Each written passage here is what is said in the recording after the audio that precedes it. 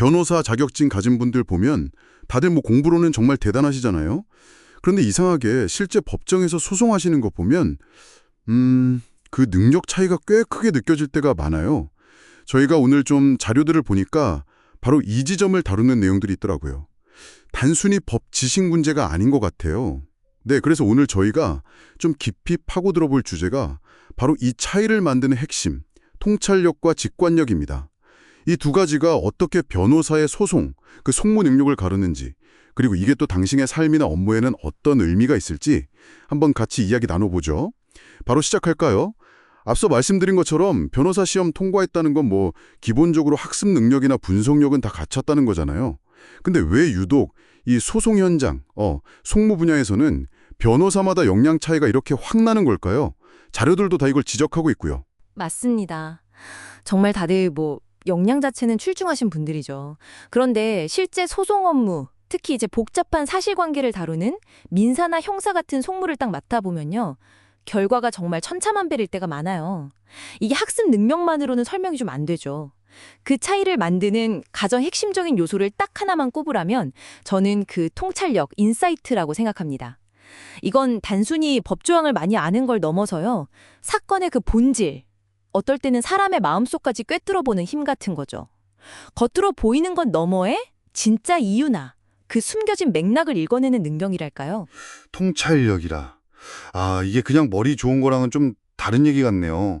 사건의 본질을 본다는 게 구체적으로 소송할 때는 어떻게 변호사한테 도움이 되는 건가요? 그렇죠. 변호사는 기본적으로 의뢰인이 하는 말, 그리고 가져오는 자료들, 이런 파편들을 가지고 과거에 무슨 일이 있었는지 맞춰나가야 하거든요.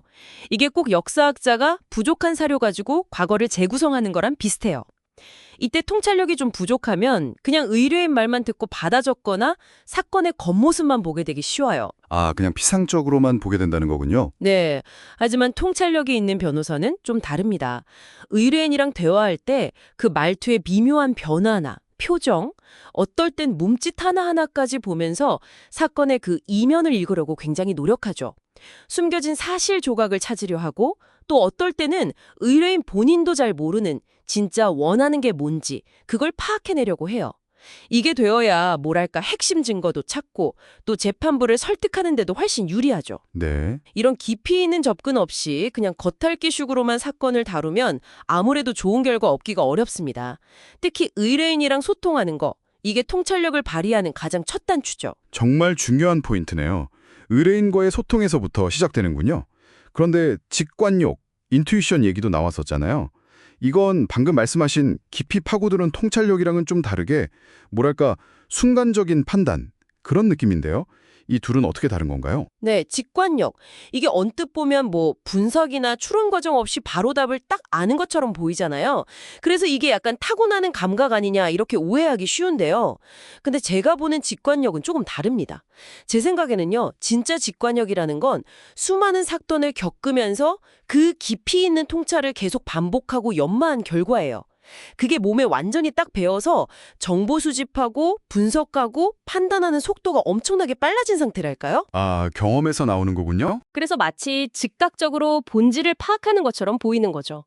예를 들면 아주 경험 많은 의사가 환자 표정이나 잠깐 하는 말만 듣고도 이 사람 상태가 심상치 않다 하고 간파하는 것처럼요. 결국 통찰이라는 건 잘 단련된 통찰력이 고도로 발달한 형태, 뭐랄까 일종의 정교한 통계적 판단력에 가깝다고 볼 수 있어요. 그렇군요. 직관이 그냥 번뜩이는 감이 아니라 엄청난 통찰의 경험이 쌓여서 나오는 거네요. 와우. 그럼 이렇게 잘 단련된 통찰력과 직관력을 다 가진 변호사는 어떤 강점이 있을까요? 의뢰인이랑 관계 맺는 방식도 다를 것 같아요. 맞습니다. 그런 변호사들은 보통 의뢰인이랑 처음 만나서 잠깐 얘기만 나눠봐도 이 사건의 핵심 쟁점이 뭐고 이 의뢰인은 어떤 성향이고 앞으로 사건이 대충 어떻게 흘러가겠다 하는 걸 상당 부분 파악해내죠.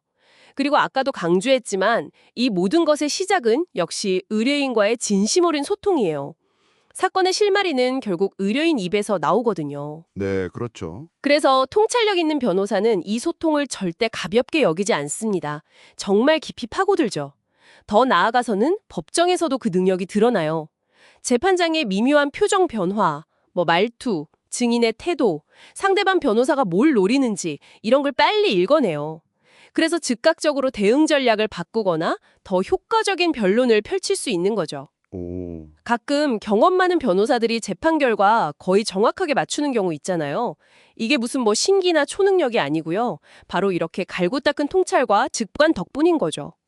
반대로 말하면 이런 통찰의 노력을 좀 귀찮아하고 의료인이랑 소통도 그냥 형식적으로만 하는 변호사는 아무래도 좋은 성과를 내기 어렵겠죠. 결국 정리를 해보면 정말 뛰어난 송무 변호사가 되려면 탄탄한 법률 지식은 그냥 기본이고요.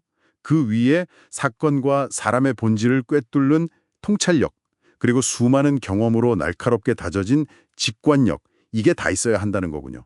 그리고 그 바탕에는 항상 의료인과의 깊이 있는 소통이 깔려 있고요. 정확합니다.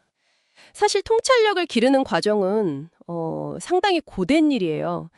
끊임없이 의심하고 정보 찾고 예민하게 관찰하고 또 분석하고 피곤하죠. 하지만 그 힘든 노력이 차곡차곡 쌓여서 자연스럽게 직관의 영역으로 넘어가게 되면 그때 비로소 진짜 전문가가 되는 거라고 생각합니다. 그냥 만들어지는 능력은 절대 아니죠. 오늘 저희가 이야기 나눈 통찰과 직관, 변호사들의 세계를 통해 살펴봤지만 이게 어디 법조계만의 이야기겠습니까?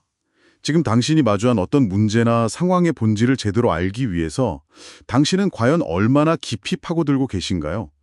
얼마나 다양한 각도에서 정보를 살피고 그 이면을 읽으려고 노력하고 계신지